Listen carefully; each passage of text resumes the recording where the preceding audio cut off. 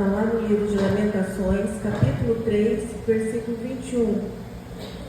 Diz assim, quero trazer à memória aquilo que pode trazer esperança.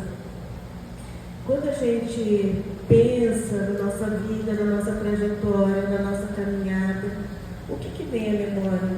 Assim que às vezes pode vir uma dor, um trauma, algo ruim.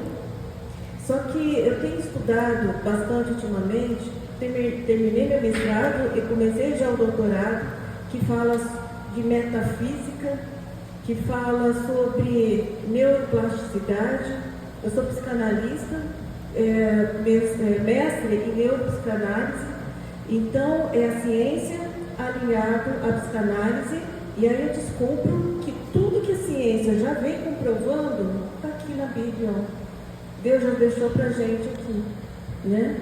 E segundo a ciência, o nosso cérebro, ele armazena coisas boas e coisas ruins também, e se a gente focar numa coisa ruim, a gente não vai para frente. Só que Deus é tão bom que Ele deu a capacidade ao cérebro de adaptar, criar novas sinapses, novos caminhos, novos conhecimentos. Ou seja, a gente está em mudança e transformação o tempo todo e a gente não para. Através de uma dor a gente pode pegar e aprender com ela ou afundar com ela.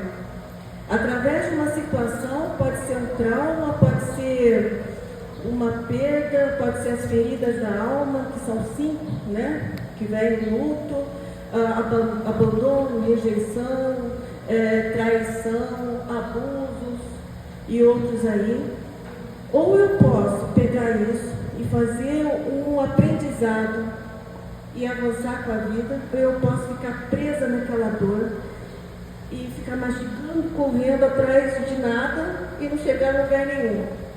Então isso é a ciência.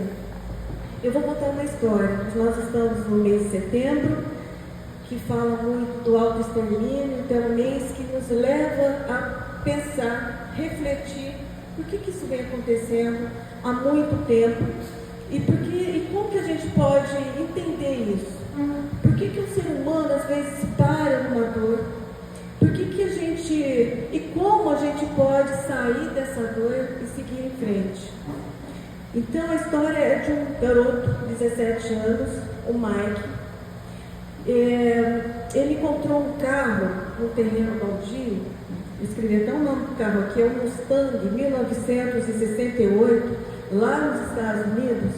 E ele era um menino, um rapaz lindo, falante, alegre, animado, cheio de amigos. Era bem conhecido. E quando ele pegou esse carro abandonado, ele se empenhou, focou naquele carro.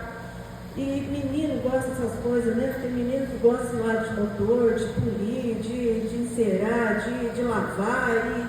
E ele refez aquele carro. Ele arrumou tudo, trocou porquinha, porcona, sei lá como chama, motor, lavou, colocou, limpou, encerou, trocou as peças e deixou o carro perfeito. E ele pintou de amarelo esse carro. Por isso que a gente, né, setembro amarelo. E ele focou naquilo. E era um menino feliz, aparentemente, um menino alegre, comunicativo, cheio de amigos. E ficou conhecido no bairro, naquele local, o menino do carro amarelo. Só que em 1994, ele comete suicídio, o autoextermínio, dentro daquele carro amarelo. Ele escreve uma carta para o pai, para a mãe, e fala assim, não foi culpa de vocês, não é culpa de vocês, eu amo vocês. E cometeu o autoextermínio ali. Ninguém entendeu nada. Por que um menino de 17 anos põe fim à sua vida? Ele não mostrou sinais, ele não mostrou indício que ele não estava bem, porque ele era feliz, alegre, tinha amizades, como todo jovem, né? E ele botou fim na dor dele. E no dia do velório, os pais fizeram cartões, escreveram e foram distribuindo, os amigos também, lá no velório, levaram cartazes, fitas amarelas, por causa do carro dele amarelo. E foi esse movimento. No cartão que os pais levaram, escreveram assim: se precisar, peça ajuda. Porque os pais não viram sinais. O menino provavelmente tinha uma dor aí, algo, uma depressão, que hoje a gente sabe que é a depressão recorrente. É quando a gente não para, não tem tempo de parar. A pessoa tem aquela depressão, mas não incapacita a pessoa, traz prejuízo. E a pessoa continua fazendo as coisas, continua trabalhando, continua rindo, e de repente a gente sabe, cadê o fulano? Autoextermínio. É uma depressão silenciosa, perigosa, não vê uma saída. Tem depressão, uma depressão maior que incapacita as pessoas, não dá vontade de sair do quarto, não dá vontade, a gente já começa a se isolar, a gente não vê alegria de nada. A depressão é a falta da capacidade de encontrar beleza, de encontrar prazer nas pequenas coisas. E é algo sério, né? É algo que tem que ser visto. Ninguém viu a depressão desse menino. E quantas de nós, a gente não está legal, e a gente passa por cima e vai continuando, vai empurrando, vai fazendo, não posso parar, eu tenho isso para fazer, tenho aquilo para fazer, tenho aquele outro, e não para, não sente, não se percebe e não fala, opa, eu não estou bem. Quando eu perdi meu pai, na época da pandemia, eu não percebi que eu não estava bem, mas eu não estava bem. Aí precisou, numa depilação, né, com uma moça aqui da igreja, com a deles, eu não lembro se era drenagem, se era depilação, estava lá. Ela pegou na minha mão e falou assim: Joyce, você não está bem. Eu falei: não, Deus, eu estou bem, vai passar, vai passar. A gente fala isso, né? Vai passar. Mas às vezes demora para passar e a gente precisa de uma ajuda para passar. Aí ela falou: Joyce, não está bem, você não é assim. Né? E eu ia passar por cima. Foi aí que eu parei, percebi, me senti, me percebi, falei: eu não estou bem não. Eu acho que eu estou fora da casinha. Né? É uma sensibilidade que vai além da conta. Chorona sempre fui, tudo bem, mas tem uma coisa que não está legal. Aí que a gente tem que parar, respirar, vou buscar ajuda. E quantas vezes a gente criado na igreja, né? Não, Deus cura tudo, lógico que Deus cura tudo, Deus é Deus. Mas se você não entrar nesse movimento de, além de orar, buscar outra ajuda e descobrir, ou buscar uma ajuda profissional para investigar qual é a razão. Às vezes está claro, mas às vezes uma coisa lá de trás. A psicanálise é muito disso, investiga o inconsciente. O que está no consciente a gente vê, a gente socorre. Mas o que está lá atrás? O que está atrás disso, dessa dor? E se eu não investigar? E se eu não tratar? Daqui a pouco, essa depressão poderia voltar lá para frente.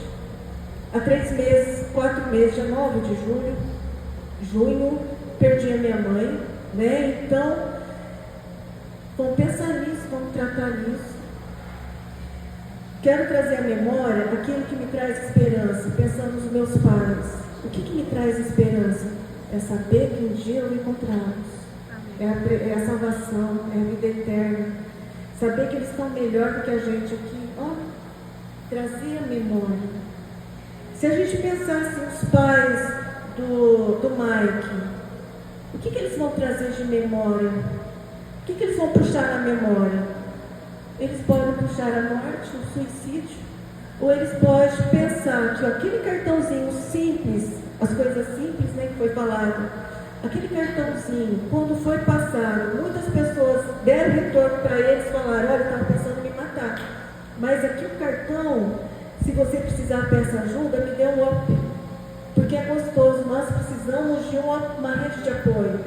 Nós temos uma rede de apoio. E quando não tem, a gente tem que procurar essa rede de apoio. A gente não pode achar que os nossos problemas são só nossos. Eu tenho uma rede de apoio. Eu ajudo muitas pessoas no consultório, mas eu tenho minha rede de apoio. Desperta Débora é minha rede de apoio. Né? Estar aqui é um movimento para não ficar em casa pensando nos problemas, remoendo as dores, o que aconteceu, sair de casa, certo? Minha mãe, ela tinha essa depressão recorrente. A vida toda eu vi minha mãe tomando uns remedinhos, Lorax. Não sei nem se fabrica esse Lorax, mas a vida toda eu vi ela tomando esse Lorax. Aí, quando eu comecei a namorar o Jean, muitos anos atrás, 33 anos de casada, eu vi minha sogra tomando esse remédio. Nossa, minha mãe toma. Ah, é porque ela é depressiva. Não, minha mãe é depressiva? Não, minha mãe não é depressiva. A mãe do meu esposo, ela ficava na cama, não tinha forças para sair. Mas a minha mãe não. Minha mãe não. Mas eu ficava, por que ela toma aquele trem? E muitas vezes ela entrava no banheiro, e ela era brancona, né? Tacava pó de arroz, que na época era pó de arroz, e saía mais branca ainda. A gente sabia que ela chorou um monte. Falei, mãe, tá tudo bem? Tá tudo bem, filho, tá tudo bem. E não falava. E a gente achava que estava tudo bem, porque ela não falava, ela não pedia ajuda, nunca pediu ajuda. No velório, o pastor deu uma palavra tão bacana, ele falou assim, que a minha mãe, ela não aparecia, mas ela era uma rede de apoio do meu pai. É aquela que socorria, que acalmava ele, que orientava, que socorria os filhos, que ajudava uma amiga, mas ela mesma, acho que ela nunca pediu ajuda para ninguém. A rede de apoio dela é essa daqui, era o chá das mulheres. Enquanto ela podia vir, frequentar, né, ela vinha. Então, essa revista Voz Missionária, estamos fazendo 96 anos, né, de Voz Missionária. Eu mexendo nas coisas lá da casa, tudo isso daqui é dela, ó.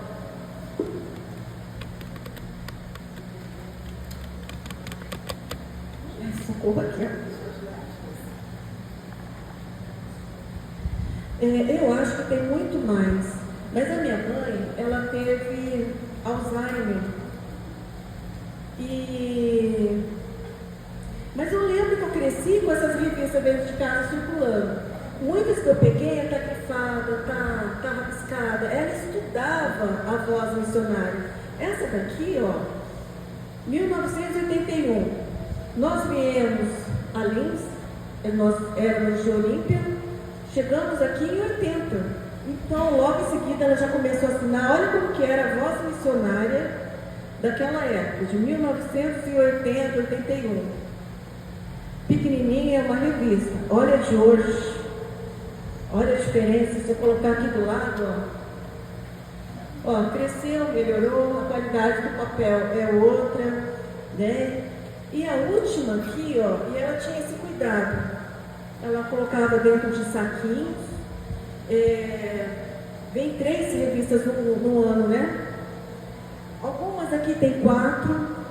E a última foi de 2010. 2010. Eu acho que foi aí que começou a saúde mental da minha mãe ficar um pouco abalada. Porque eu lembro de ter visto algumas revistas depois espalhadas pela casa. Antes ela sentava, ela lia todo o material, todo o artigo, conteúdo, e tem receita, tem a palavra, tem fotos, tem um monte de coisa ali na revista. A revista Voz Missionária, que é para as mulheres, né, é muito rica em conteúdo. E eu lembro dela sentada, rabiscando não, grifando, pensando naquilo, ruminando. Essa reunião, ela não perdia uma. Eu não sei quem que é. A época da minha mãe é a Lúcia, é a Nancy, né? As duas Nancy. Que mais? A Lacilda, era ali, a Dona Ivana, eram as amigas da minha mãe, né? Mas eu acredito que minha mãe nunca se abriu para ninguém. Minha mãe era fechada, ela guardava tudo para ela. Ela não pedia ajuda. E quando ela chorava, depois que ela adoeceu, que a gente teve que assumir os cuidados com meu pai era difícil. Meu pai era difícil, a gente não sabia. Depois que a gente viu, ele era difícil, ele tem um temperamento, a gente falava entre as irmãs, nossa, como papai é difícil.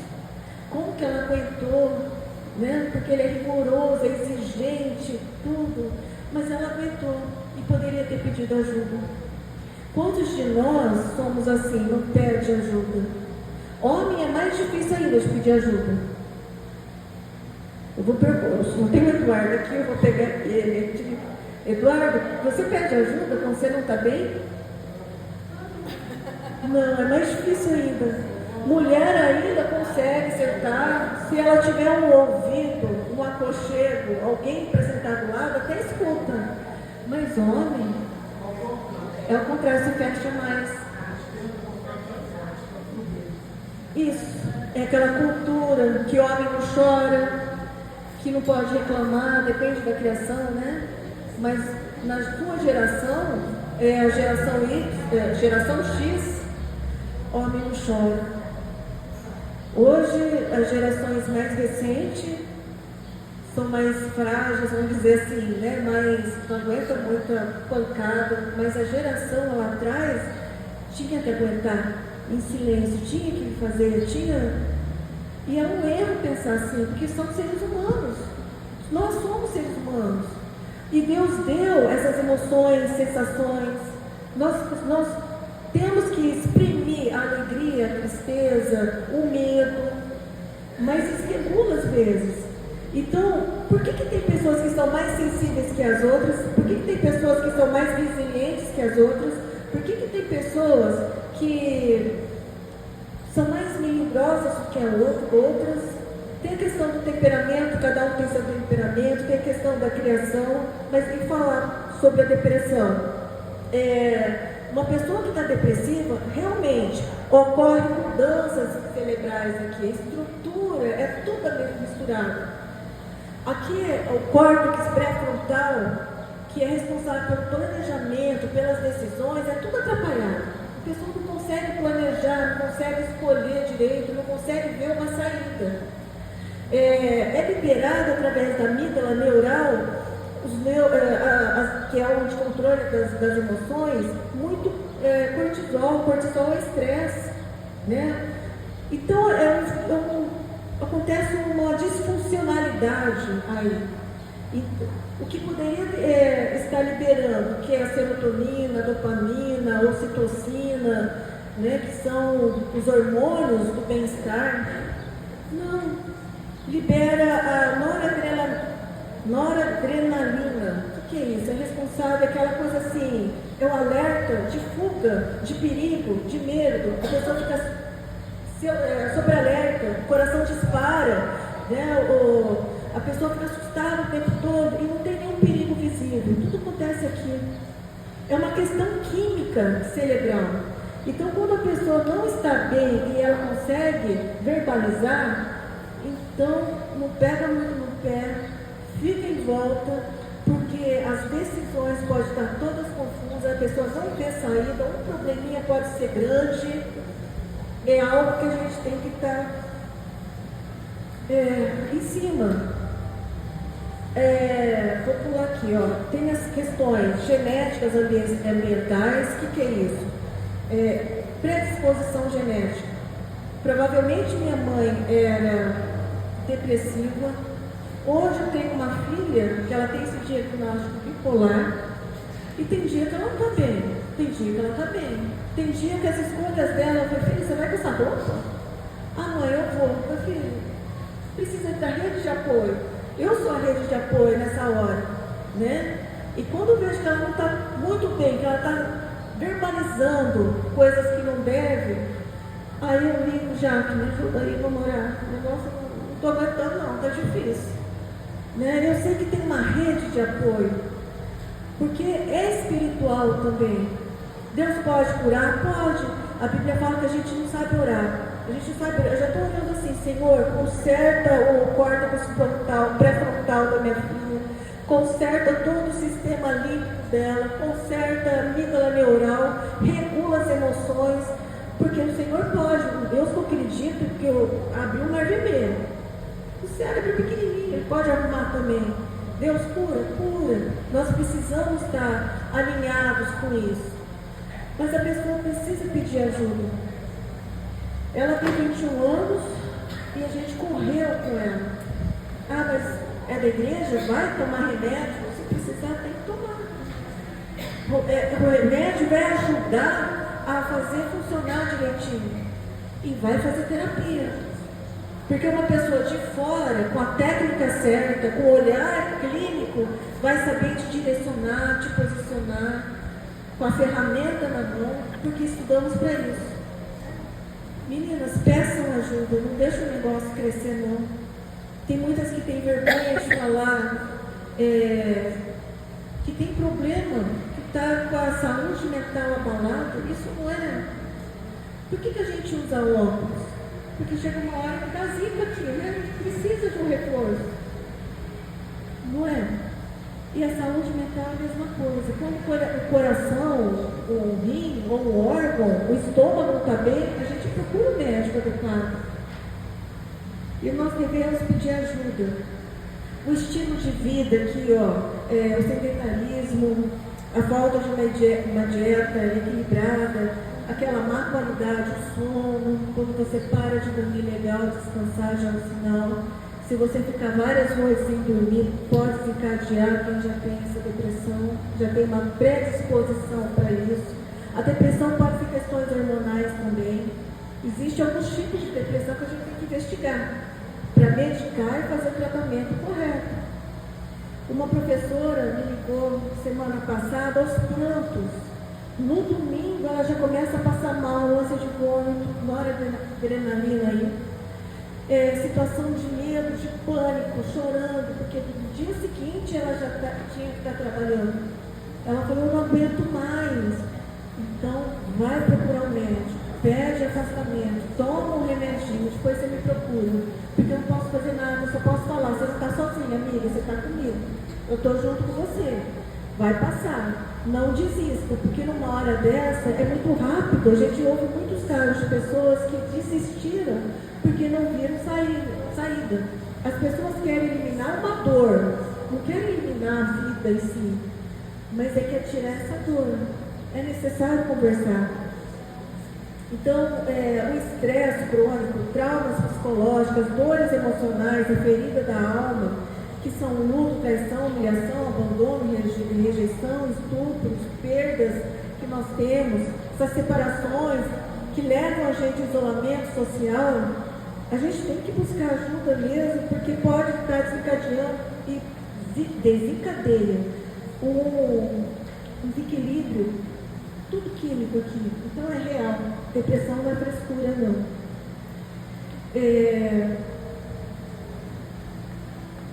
Tem cura a depressão?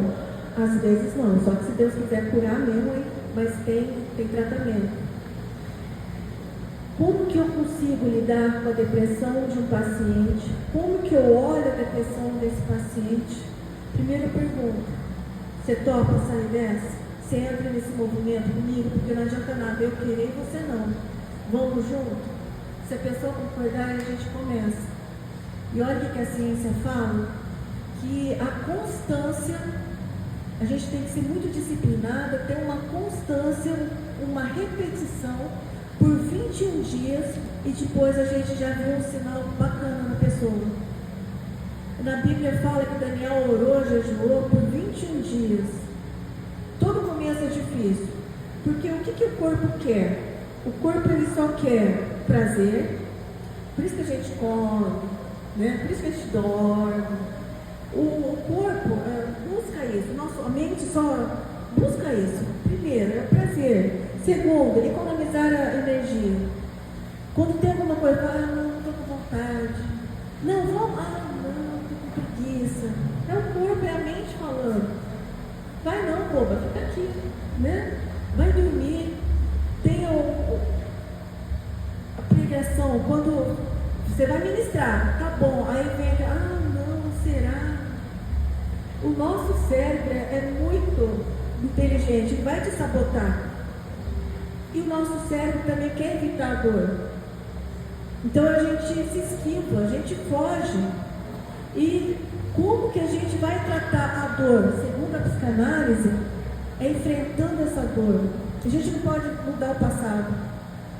Uma pessoa que foi estuprada, uma mulher, já não quer lembrar disso. mas ela tem que visitar aquele lugar de dor. Não tem jeito de mudar, aconteceu. Mas o que ela faz com essa dor? Ou ela continua se afundando de forma inconsciente, sem saber o que está acontecendo. Aí vem uma depressão, vem outro, vem problemas lá para frente. Ou ressignifica essa dor, e essa dor vai transformar ela, vai transformar a pessoa mais forte ainda. Vocês estão conseguindo entender? Sim. Tá fácil. Foi o que os pais de Mike fizeram.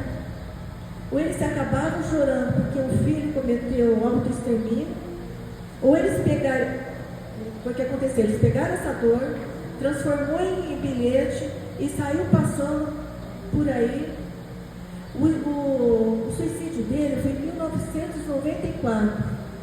Todo setembro para esse casal, não sei como eles estão hoje, é dor. Traz, o que vem à memória? Dor, sofrimento, perda, morte. Mas eles podem reprogramar, existe isso, nós podemos reprogramar o nosso cérebro, sair daquela situação e falar, não, eu vou mudar. Se eu quiser, eu posso ficar magra. Se eu começar a partir de amanhã, mentalidade, mudar minha mentalidade, exercício físico, alimentação legal, dura e começar. O que meu cérebro quer? Prazer. Não é bom comer? Daqui a pouco tem salgadinho, tem bolo, né? Mas depende de mim esse movimento.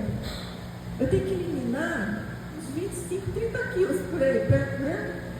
Mas o que depende? Não adianta eu ficar reclamando que as roupas estão apertadas. Não adianta, esse movimento é meu.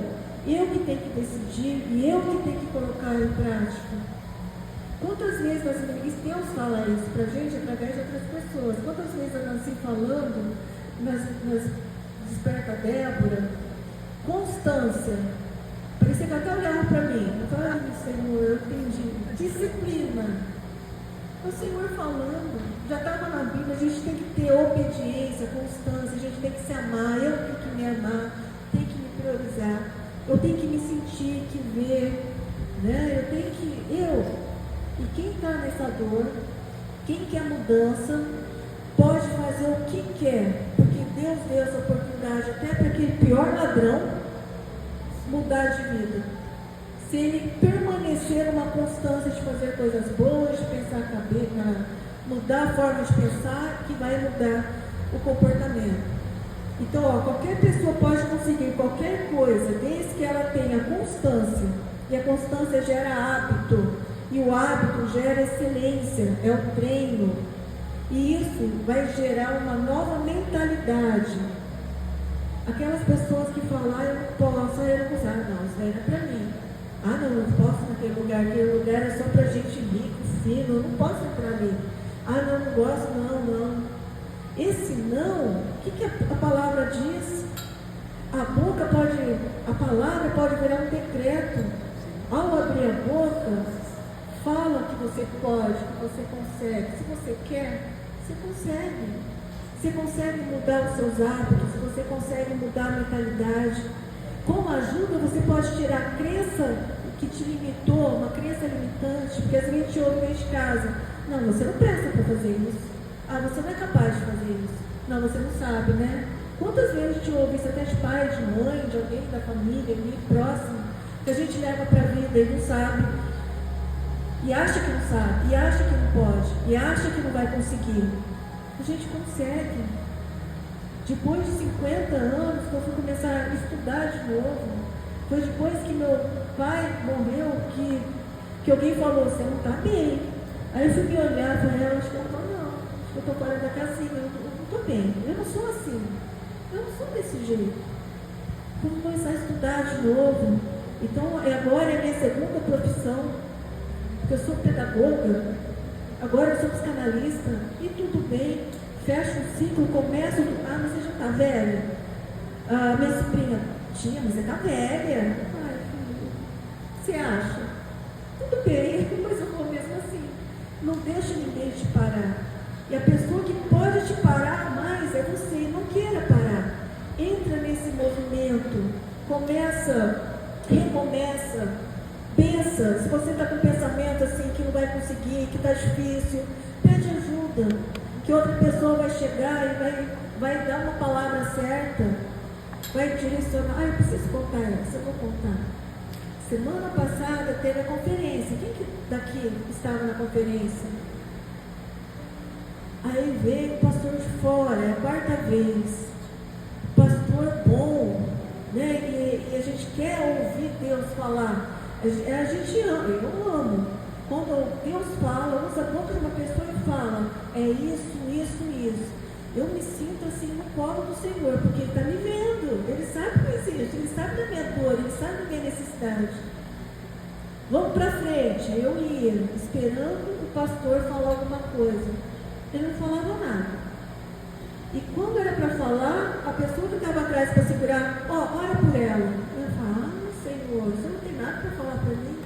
Sabe que as pessoas que não te ouvir da boca de Deus uma palavra, de quem estava lá na hora da fila, a caixa ele pegou, desculpa, Deus voltou te falar, pronto. O que o pastor não falou, eu acho que até sabia. Outra falou, depois mais outra falou. Eu falei, Senhor, obrigada. Era o que eu precisava. É o combustível. Nós podemos ser boca de Deus na vida de qualquer um. Em vez de falar crítica, só apontar defeito, assim, amada, você é preciosa. Não desista não. Eu vou estar orando, vou orar agora. Porque muita gente fala, vou orar e a gente não ora, né?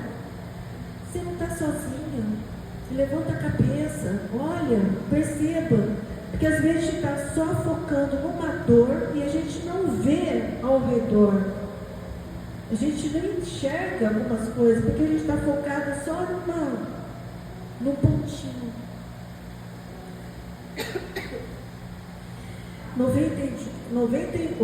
21 dias de constância gera hábito.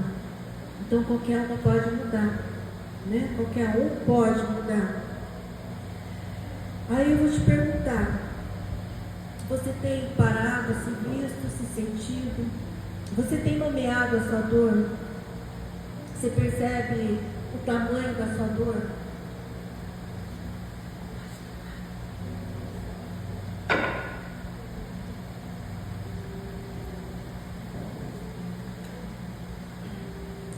Quais são as correntes que estão te prendendo? Quais são os seus medos? Quais são as suas lutas? O que não está? O que está te impedindo? A nossa tendência é culpar o outro, né? É o marido, é o meu filho, Mas você pode sair desse lugar de dor e pode querer crescer, florescer. Você só tem que descobrir o seu propósito. Eu acho que eu descobri meu propósito depois de 50 anos, Mas descobri, tá aí. E nós não nascemos para não ser nada. Se nós estamos aqui é porque Deus tem um plano na nossa vida, um projeto.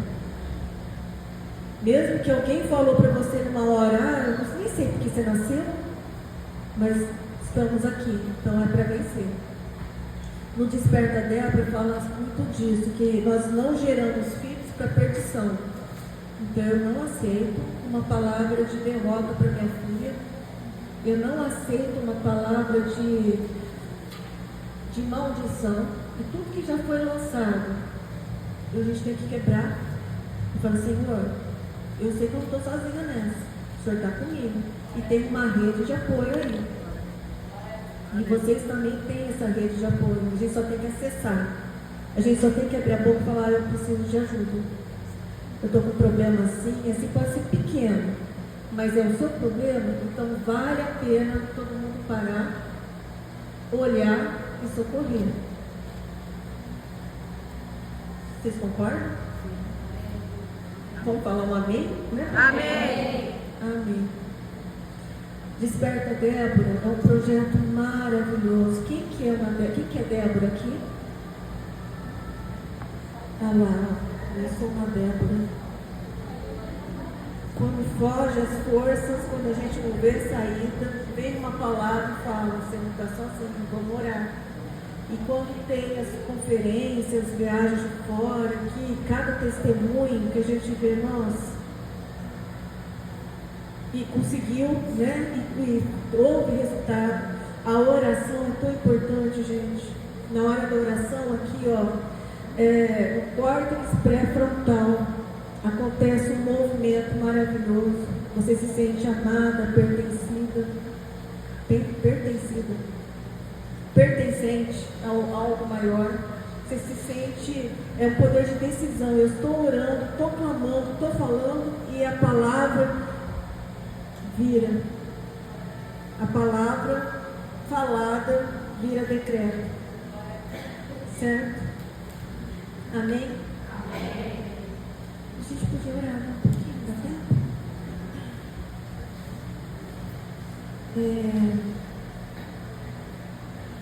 Eu vou pedir para a Nancy vir aqui na frente.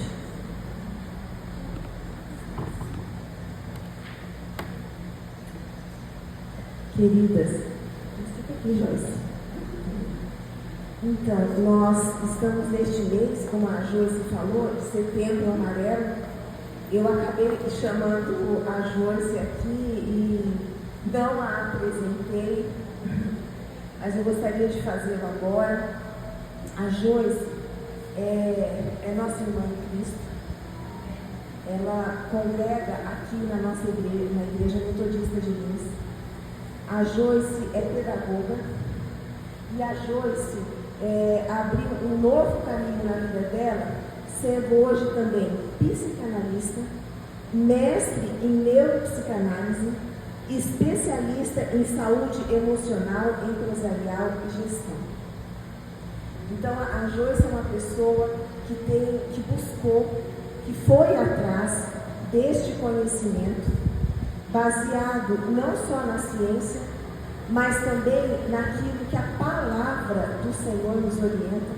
Vocês viram quantos versículos que ela citou que tem relação com a saúde emocional. Então, por isso que ela está aqui nesta tarde. E eu gostaria de falar para vocês uma coisa. Às vezes, nós achamos que está tão longe da gente. Esse testemunho que ela falou do Mike, né, que gerou até o Setembro Amarelo, um jovem americano, né? Um jovem americano, olha, tão longe. E você acha que às vezes isso não acontece com certa frequência. Mas isso realmente acontece com uma frequência muito maior do que a gente imagina. Na minha família, infelizmente, eu tive um caso de um jovem que quando você contou a história do Mike, eu lembrei dele. Ele era muito popular, muito querido, inteligentíssimo, amado. Ele era um jovem que, improvável, jamais alguém imaginaria que esse menino sofria uma dor emocional. E ele, aos 20 anos de idade, cometeu um autoestupro. Né? E estava sob tratamento. Foi muito rápido. Ele pediu ajuda em setembro. E em novembro, ele cometeu um autoestupro. Então, queridas, eu gostaria de falar para vocês, quem é o culpado? Essa palavra até a Joyce não falou, mas muitas pessoas, culpa de quem? Por quê? Quem é o acusador? O nosso Deus é um Deus perdoador, é um Deus de amor. Não é um Deus acusador. Não é um Deus acusador. Não é aí que nós vamos procurar a saída, a cura, a solução. Não é aí. Com certeza não é aí. Então, realmente, agora eu gostaria de passar a palavra para a Nancy, para ela falar sobre o movimento Desperta Déboras, mães que oram pelos seus filhos. E depois eu gostaria que todas nós nos uníssemos aqui, nós vamos levantar, nós vamos dar as mãos, nós vamos orar juntas, nós vamos, se você não tiver acontecendo isso com você, na sua família, com certeza você vai interceder por alguém que o Senhor vai colocar no seu coração. E nós vamos estar aqui cumprindo o que o Senhor tem para nós. Porque essas duas palavras que a Josi falou, firmeza e constância, está no versículo lá em 1 Coríntios 15, 58, onde o Senhor nos fala, através de Paulo, né? Portanto, meus amados irmãos, sede firmes e constantes, sempre abundantes na obra do Senhor, sabendo que o vosso trabalho não é vão no Senhor. Nós somos feitos à imagem e semelhança do Senhor.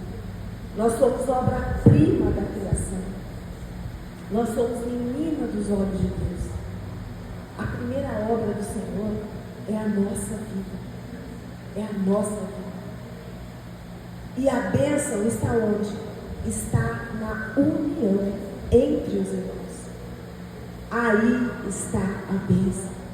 A bênção está aqui. Quando nós estamos juntos, aqui está a bênção. Eu fico muito feliz que nós estejamos juntas. Sabe, meninas? Não é que eu não tenho problemas, eu não passo por aflições. Passo. Mas quando eu estou aqui, quando eu não estou sozinha, quando eu estou aqui, uma alegria enorme me invade. E isso é do Senhor. Amém? A graça e a paz do Senhor Jesus, amados. Eu gostaria de falar sobre o Desperta Débora e eu quero dar uma palavra de testemunha acerca deste assunto. Amém?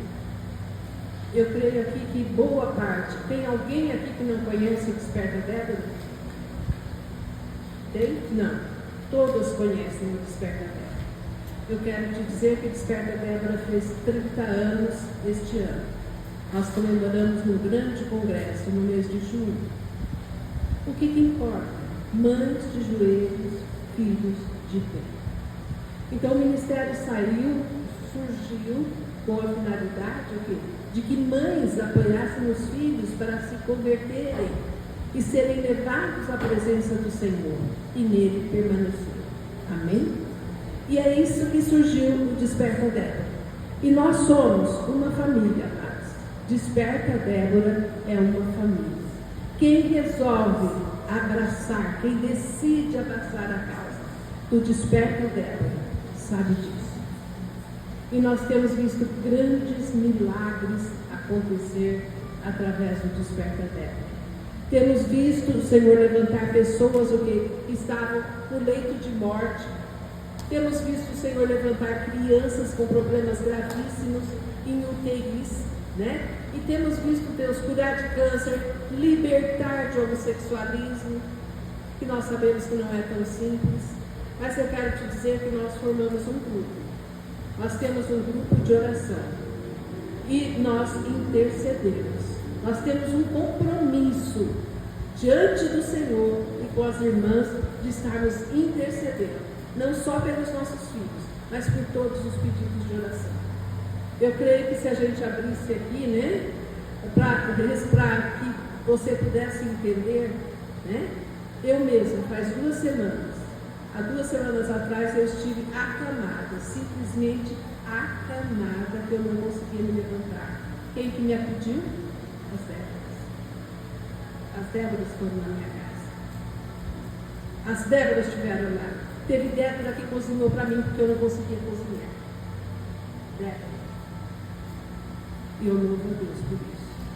Porque nós formamos um povo diferente e compromissado com a oração. E eu te convido, em nome de Jesus, a fazer parte desse ministério Desperta Débora. Mães de joelhos, filhos de pé. E quantas coisas o Senhor tem feito através desse ministério. E eu gostaria de compartilhar aqui. Nós vemos o que a Joyce, nossa amada irmã, oferece um suporte realmente precioso na vida de uma pessoa com depressão. Né? Mas eu quero te dizer que aos 18 anos eu já tive uma depressão e Jesus me curou completamente. Mas eu quero também te dizer que talvez há 1 ano e meio atrás ou mais, eu recebi um pedido de socorro de duas pessoas, nenhuma das duas são belas, nenhuma das duas são, as duas são solteiras, e uma que já esteve comigo muito tempo lá atrás, ela falou assim, me socorre, porque eu penso em me matar. Eu falei, orei, repreendi e me dispus. Eu falei, eu estou contigo. Você está comigo? Bem como a Joyce falou. Você está comigo? Eu estou contigo. Eu vou lutar por você em oração. E vou fazer mais do que isso. 21 dias, certo? 21 dias para você criar o hábito. Eu, todos os dias, no mesmo horário, eu falava, abre a tua Bíblia aí que eu vou abrir a minha Bíblia aqui. Você vai ler o versículo, eu vou ler o versículo. Você lê o versículo, eu leio o versículo. E assim nós fomos lendo a palavra de Deus durante 3 meses. E oração assim, e oração assim. Eu quero te dizer, Deus fez. E numa dessas, amados, a pessoa precisa se vencer. Eu falava, você precisa sair. Eu não tenho vontade. Eu falei, você tem vontade sim. Olha e se levanta e diga, eu posso. Anda no quarteirão da tua casa. Olha para o chão e vê as plantas que Deus criou. Olha as flores. Olha o céu azul. Olha o que Deus te permitiu ver.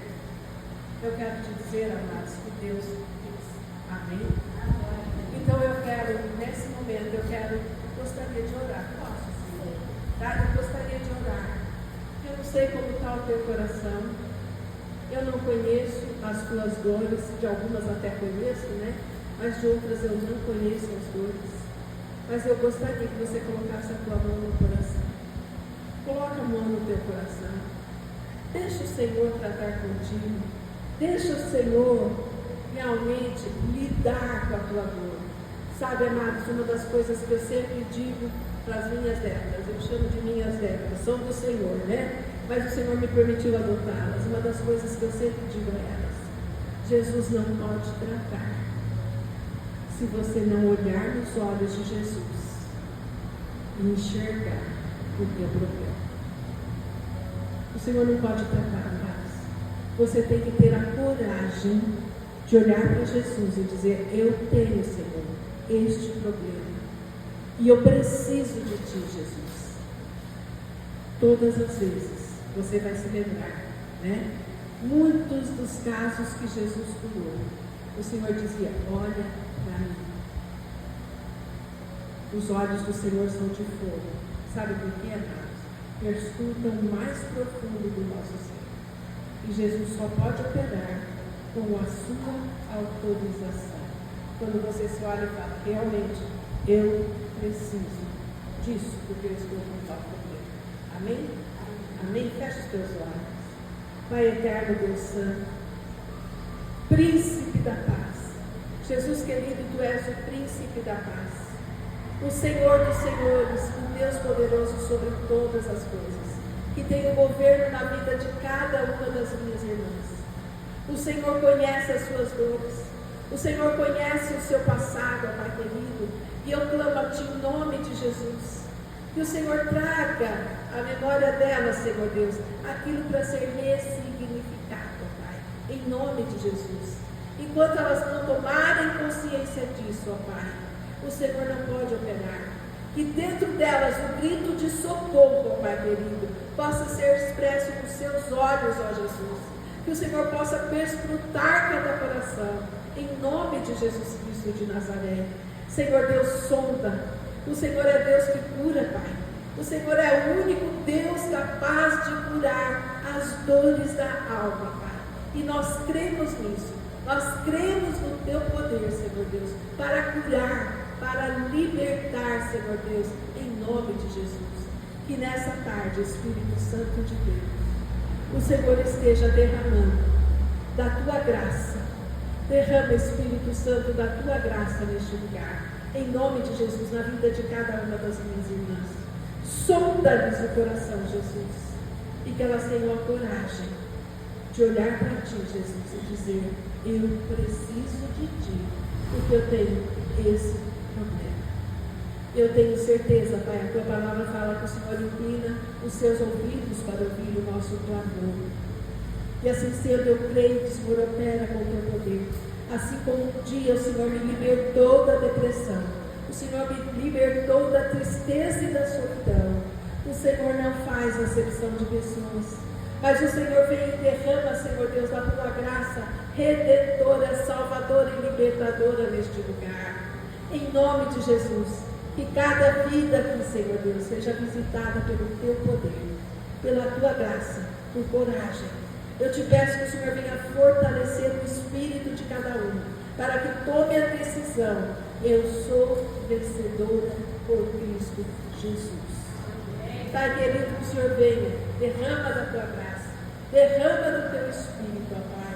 Eu as entrego aos teus cuidados, porque eles são perfeitos. Em nome de Jesus, e dá-nos um coração disponível, Senhor, para ajudar cada uma nas suas necessidades. Nós estamos aqui, Senhor, para servir. Dá-nos um coração servil, ó Pai. Dá-nos um coração amoroso. Dá-nos um coração acolhedor, ó Pai querido. Em nome de Jesus. Amém. Amém? Obrigada, Ana. Meninas, eu quero convidar vocês. Davi, coloca o louvor mais alto aqui pra gente. Eu quero convidar agora cada uma a levantar, dar um abraço uma na outra, ao som desse louvor que o Davi vai colocar. E logo em seguida, nós vamos comer o nosso lanchinho da tarde. Mas depois tem mais algumas coisas que eu quero falar com vocês, tá bom?